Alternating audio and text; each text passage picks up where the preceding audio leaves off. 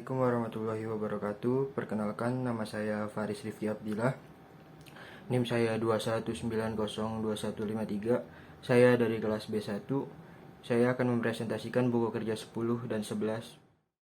Oke, saya akan memulai dari buku kerja yang ke-10, yaitu identifikasi akses pembiayaan atau modal usaha baru. Unit usaha yang saya pilih kuliner, produk atau jasa yang saya pilih keripik tempe. Yang pertama, elemen identifikasi pentingnya pembiayaan atau modal. Alasan kebutuhan modal usaha baru diidentifikasi. Alasan usaha baru perlu modal dapat mencakupi yang pertama tantangan atau cash flow, yang kedua penanaman modal. Sumber-sumber modal personal diidentifikasi. Sumber-sumber modal personal dapat mencakupi yang pertama dana pribadi pendiri, yang kedua sumber bootstrapping atau menemukan cara untuk menghindari kebutuhan pembiayaan atau pendanaan eksternal melalui kreativitas, kecerdikan, penghematan, pemotongan biaya atau cara apapun yang diperlukan. Yang selanjutnya, potensi peningkatan pendanaan dipersiapkan. Potensi peningkatan pendanaan dapat mencakupi yang pertama personal funds atau dana pribadi, yang kedua equity capital atau penyertaan modal. Yang kedua, identifikasi sumber-sumber pembiayaan ekuitas. Business angel diidentifikasi. Business angel mempunyai karakteristik mereka berinvestasi sesuai dengan kelayakan proyek dengan harapan keuntungan di masa depan. Yang kedua, jenis venture capital diidentifikasi. Jenis venture capital dapat mencakupi berdasarkan kepemilikan, yaitu private venture capital company. Yang kedua, public venture capital company. Yang ketiga, bank affiliate venture company. Yang selanjutnya, initial public offering atau IPO dapat memberikan manfaat. Yang pertama, diverifikasi likuiditas dan portofolio. Yang selanjutnya ada monitoring. Oke, yang selanjutnya ini buku kerja yang 11, identifikasi dan evaluasi peluang pemasaran. Unit usaha yang saya pilih kuliner, produk atau jasanya masih sama, yaitu keripik tempe. Langkah-langkah yang pertama, identifikasi peluang pemasaran. 1.1 Informasi tentang kebutuhan pasar dan jenis pemasaran. Dianalisa untuk mengidentifikasi peluang pemasaran. Informasi tentang kebutuhan pasar dapat mencakupi yang pertama, informasi pasar komparatif. Apakah kita mampu memproduksi barang dan jasa lebih banyak dengan biaya lebih murah daripada negara lainnya. Yang selanjutnya, kebutuhan pelanggan. Yang ketiga, tren di perkembangan pasar. Yang keempat, pasar baru dan perkembangan. Yang kelima, profitabilitas. Yang keenam, angka penjualan. Jenis pemasaran dapat mencakupi pemasaran langsung, pemasaran ide, pemasaran barang, pemasaran layanan, dan pemasaran jarak jauh. 1.2 Potensi pasar baru dan kontribusi pada bisnis. Diteliti untuk masuk, membentuk, atau mempengaruhi pasar dalam hal kemungkinan kontribusi terhadap bisnis. Potensi pasar baru dapat mencakupi yaitu e-commerce. Kontribusi pada bisnis dapat mencakupi yang pertama, berpengaruh pada volume penjualan, yang kedua, pertumbuhan, yang ketiga, profitabilitas. 1.3 Pendekatan kewirausahaan inovatif dan ide-ide kreatif. Diidentifikasi untuk aplikasi bisnis potensial mereka dan kembangkan menjadi peluang pemasaran potensial. Pendekatan kewirausahaan inovatif dan ide-ide kreatif dapat mencakupi yang pertama, functional approach atau penjualan, pembelian, pengangkutan, penyimpanan, pembelanjaan, penanggungan risiko, standarisasi, pengumpulan informasi pasar.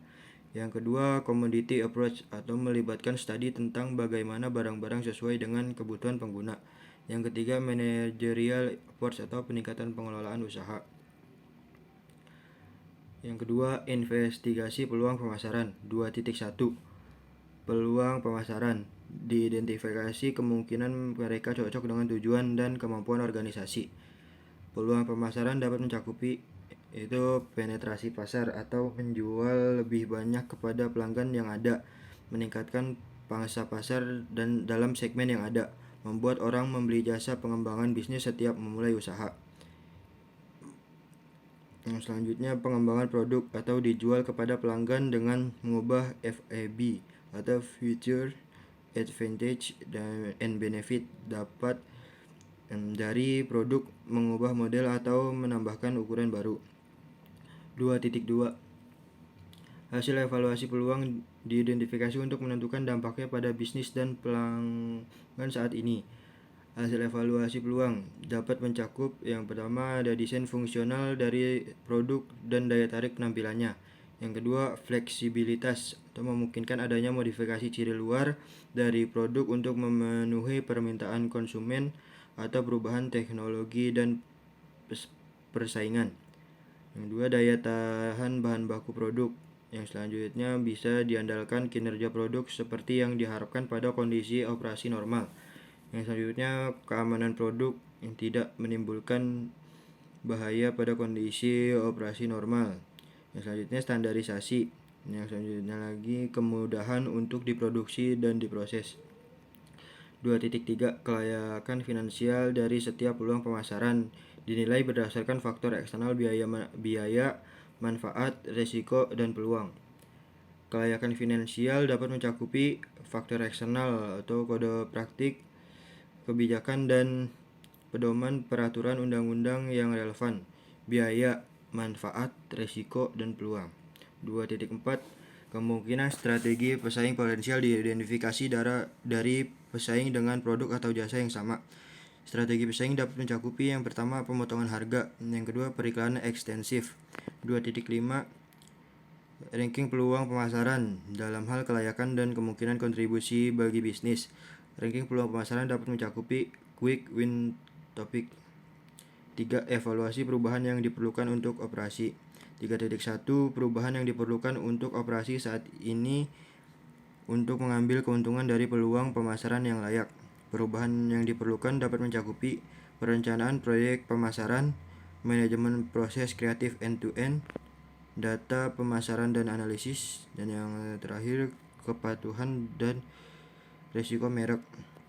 3.2 Perubahan organisasi. Untuk layanan basis pelanggan yang meningkat atau berbeda, termasuk penyediaan untuk kualitas layanan berkelanjutan kepada pelanggan yang sudah ada.